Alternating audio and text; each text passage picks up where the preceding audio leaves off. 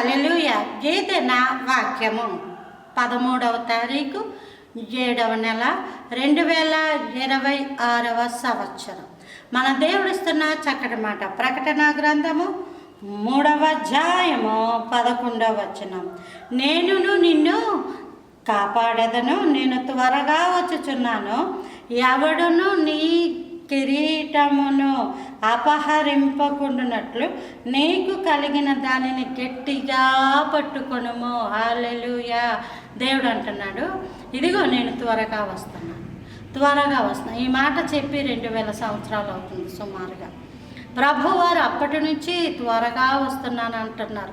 ఇంకెప్పుడు వస్తాడు అని కాదు, రోజులు అవుతున్నాయంటే మనం సమయానికి దగ్గర పడ్డామనే అర్థం. వస్తాను అని చెప్పిన ప్రభుల వారి యొక్క మాట నిజము.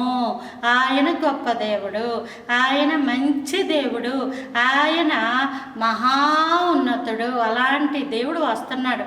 ఆయన ఎవరి యొక్క బహుమానం ఆయన దగ్గర ఉంది.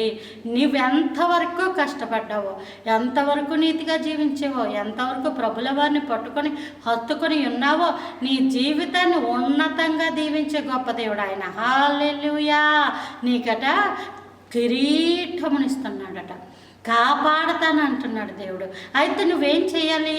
నీకు కలిగిన దాన్ని గట్టిగా పట్టుకోవాలి. అదేంటంటే నా చేతిలో ఏమీ లేవు కదంటే, ప్రభుల వారిని ఎప్పుడైతే అంగీకరించావో, యేసే దేవుడని నీ నోటితో ఒప్పుకున్నావో, రక్షణలోనికి వచ్చావో, ఇంకా అందులోంచి వెనక్కి తిరిగి చూడొద్దు.